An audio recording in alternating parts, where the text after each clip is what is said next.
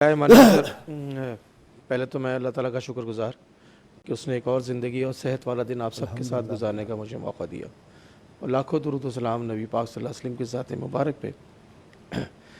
ज़बरदस्त टॉपिक है सर, और हमेशा इस प्रोग्राम के टॉपिक्स वही होते हैं कि जो इंसानी ज़िंदगी के हवाले से इम्पोर्टेंट होते हैं। अच्छा, ये जो दिल की कैफियत है ये दो ही है, या तो वो सुकून में है या वो बेसुकून है। अच्छा, बहुत सिंपल आपने हल कर दिया मसला।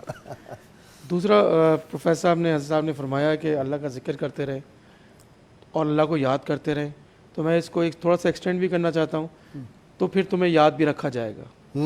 वाह, फिर अल्लाह भी तुम्हें याद रखो, तुम्हें याद रखा जाएगा। ठीक।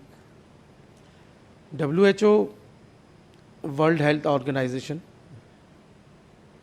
ने कई सालों तक अपनी जो मेन हेल्थ की सेहत की डेफिनेशन है उसमें 4 चीज़ों को शामिल रखा था सर। जी साहब। एक जिस्मानी तौर पे, एक ज़हनी हेल्थ और जिस्मानी हेल्थ, और एक माशी हेल्थ और एक माशरती। लेकिन जब ये वक्त गुजरा और इल्म हासिल हुआ उनको, हमारे पास तो 1500 साल पहले से इल्म है, ठीक है, तो उन्होंने इसमें स्पिरिचुअल थेरेपी को भी शामिल कर लिया। उन्होंने कहा जी स्पिरिचुअल हेल्थ भी जो है ना सबसे इम्पोर्टेंट, 5वां हिस्सा। ठीक। तो इसके बगैर सेहत है ही नहीं। यानी सेहत के लिए जो 5 चीज़ें थी उसमें स्पिरिचुअलिटी को भी, थेरेपी, स्पिरिचुअल हेल्थ को भी शामिल कर लिया। रूह की ताजगी या रूह की सेहत भी होनी ज़रूरी है। अच्छा, बीइंग ए मुस्लिम, क्योंकि हमारे लिए अल्लाह का जिक्र है, उसके बगैर तो काम ही नहीं चलता। मैं आपको सर छोटे छोटे से वाक़यात अपने अस्पताल के हवाले सुनाऊं जो बेसिकली आपका क्वेश्चन का हिस्सा था, क्योंकि बहुत सारी इंपॉर्टेंट बातें तो आपने अपने इंट्रो में और बाकी प्रोफेसर हजरात ने फरमा दी हैं। हमारे पास सर एक पेशेंट था जो बहुत गुस्से में और परेशान रहता था हमारे वार्ड में। तो एक दिन हमारी थेरेपिस्ट ने उसको एक काम करने के लिए कहा कि उन्होंने कहा कि नसीम, तुम अपने आप से ये कहा करो कि अल्लाह ताला तुमसे मोहब्बत करता है। अच्छा। और ये कह के सो जाया करो। अच्छा, वो आप नेचुरली आपने तो कई दफ़ा विजिट किया है, वो हर वक्त गुस्से में रहने वाले लोग, लड़ाई झगड़ा करना, जब भी तो हमारे पास छोड़ जाते हैं लोग, नहीं तो वो नॉर्मल एक्टिविटी क्यों ना करें। सही। तो कुछ दिनों के बाद उसने ये महसूस किया कि वो हंसता हुआ गुजरता था।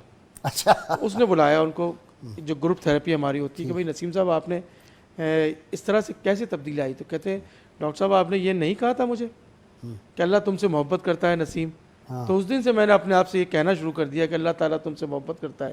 तो मेरी तबीयत में बेहतरी आ गई और मुझे वो जो गम गुस्से की कैफियत थी वो बदल गई। हमारी OPD में सर एक लड़की आती थी जिसने कई दफ़ा खुदकुशी की कोशिश की, हाथ में कट लगे हुए और काफ़ी गोलियाँ वोलियाँ खाना। तो उसको हमारी एक डॉक्टर ने एक टेक्निक बताई कि तुम ना जिक्र इलाही करना शुरू कर। थोड़े दिनों के बाद आई तो उसकी बिल्कुल तब्दीली थी उसकी, और उसने कहा कि जिक्र इलाही लफ्ज़ इस्तेमाल किया उसने कि जिक्र इलाही ने मुझे खुदकुशी से रोक लिया, नहीं तो दुनिया की कोई ताकत मुझे नहीं रोक सकती थी। डॉक्टर साहब, ये आपकी बात की तायद होती है। जी सर। मैं UK में गया हुआ था लेक्चर देने, तो जो था ना मैनचेस्टर के पास ही एक छोटा टाउन था, बहुत खूबसूरत, और ये वहाँ हमारे एक दोस्त थे पाकिस्तानी, उन्होंने एक वहाँ से इंग्लिश खातून से शादी की हुई थी। तो उसको खौफ बहुत लगता था, रात को नींद नहीं आती थी, ख्वाब बड़े अजीब व गरीब आते थे, और मौत का खौफ उस पर तारी था। तो वो बहुत ज़्यादा स्मोकिंग करती थी उस वजह से दूर करने। तो उसने मुझे बयान किया, तो मैंने उसे कहा कि तुम सिर्फ अल्लाह अल्लाह किया करो, अल्लाह अल्लाह अल्लाह, ये तुम शुरू कर दो। तो मैं अपने बर्मिंघम वगैरह उधर चला गया काफ़ी दिनों के। तो मैं कोई 5-4 दिन के बाद जब वापस आया तो शी वॉज़ वेरी हैप्पी। उसने कहा ये तो ऐसी मेडिसिन आपने मुझे दी है, एक तो मुझे नींद आई, उसके बाद ना मुझे खौफ तारी हुआ मौत का, ना मुझे कोई ख्वाब डरावने आए, तो ये क्या है ये जो आपने मुझे बताया है?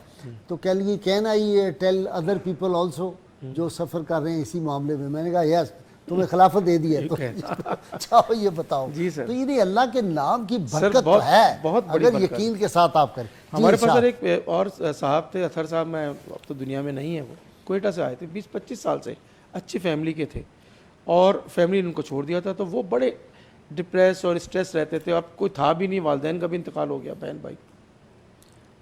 सूरह रहमान का हमने सर शुरू करवा दिया है, वो ग्रुप थेरेपी में टेप लगा दिया, ये करना। तो कुछ दिनों के बाद मतलब اس نے ایسی بات کیا کہ آپ حیران ہو جائے. اس نے کہا کہ زندگی کی جو الجھنیں تھی نا وہ ختم ہو گئی. واہ میں 20-25 سال سے اس الجھنوں میں پھنسا ہوا تھا. واہ واہ. آپ نے تو ایسا راستہ دکھا دیا. صرف وہ سائیکیٹری کا مریض جس کو کوئی رکھنے کو تیار نہیں, اس نے یہ لفظ استعمال کیا کہ زندگی کی الجھنیں سلجھ گئی ہیں. واہ. یعنی میں حیران ہو گیا اس کی یہ بات سن کے. سبحان ہم نے تو ایک کہا تھا کہ ہو سکتا ہے کوئی کام کوائٹ ہو جائے. اگلی سر ایک اسٹڈی ہوئی ہے ملیشیا میں, 200 ملک ہیں اس وقت دنیا میں, 20 ملک سے لوگ سلیکٹ کیے گئے, ٹھیک. اور دل کے ردم کو نوٹ کیا گیا کہ قرآن کی جب تلاوت ہوتی ہے کوئی مختلف قسم کی چیز ایکٹیویٹیز میں ان کو انوالو کیا گیا ان لوگوں کو, اور قرآن کی تلاوت سے ریسرچ کی گئی کہ کیا اثر ہوتا ہے. تو آپ حیران کن بات نکلی اس میں. بات یہ نکلی کہ ذہنی صحت اتنی بہتر ہو گئی اس ردم سے, اس ردم سے کہ ان کے ڈیسیجن تگڑے ہو گئے, ذہنی لچک پیدا ہوئی. یعنی فیصلوں میں وہ جو ہم نہیں تھے کہ جان دے دیں گے یا جان لے لیں گے, وہی کمفرٹ فیل کرنے لگے, سکون حاصل کرنے لگے. جس طرح میں نے کیفیت کے بارے میں آپ کو بتایا, ڈپریشن اور انزائٹی کم ہو گئی, فیصلوں کی صلاحیت بہتر ہونی شروع ہو گئی. یہ 20 لوگوں کی ریسرچ ہوئی. ایک سر اور ریسرچ ہوئی کہ جب سیزیرین ہوتا ہے خواتین پہ تو ان کو بہت زیادہ انزائٹی اور اس سے گزر رہی ہوتی ہے. جب وہ آپریشن سے پہلے ان کو تلاوت سنائی گئی اور کچھ تسبیحات بتائی گئی تو ان کو بہت پرسکون ہو گئی اور وہ آپریشن کے لیے.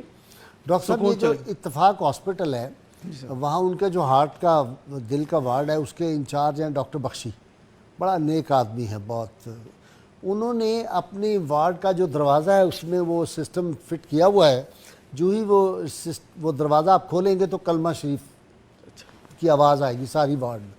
اس کے بعد ہلکی سی آواز میں سورہ رحمان کی تلاوت لگی ہوئی ہے, بہت ہلکا, جیسے ہمارے ہلکی میوزک نہیں لگا دیتے لوگ, تو وہ سارے ہارٹ کے جو. تو ڈاکٹر صاحب کہتے ہیں کہ میرا تجربہ یہ ہے کہ اس سے پیشنٹ بہت جلدی ریکور کر جاتا ہے. سر یہ بالکل پریکٹیکل سی بات ہے.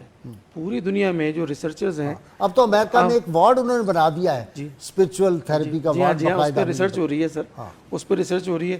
اچھا, لوگوں میں جو سرجری کے لیے جا رہے تھے ان کے اندر یہ تھیراپی استعمال کی گئی قرآن پڑھنے والی اور مختلف تسبیحات کی, تو ان کی جو انزائٹی اور پریشانی اور تکلیف تھی وہ کافی کم ہو گئی. اچھا, اسٹوڈنٹ لیے گئے سر, 2 گروپس لیے گئے. ایک کو جو ہے وہ 15 منٹ قرآن سنایا گیا 6 ہفتے تک ایک گروپ کو, اور دوسرے گروپ کو نہیں سنایا گیا. تو ان کے اندر جو وہ کانفیڈنس پیدا ہوا ہے اور وہ ان کے اندر ایک پاور پیدا ہوا ہے کہ وہ معاشرے کو کچھ دینے کے لیے بن جائے وہ اسٹوڈنٹ. اچھا, یہ ساری اسٹڈیز یا تو ایران میں ہوئی ہیں یا ملیشیا میں ہوئی ہیں یا امریکہ اور اس میں روس ان سب سے آگے ہے جی.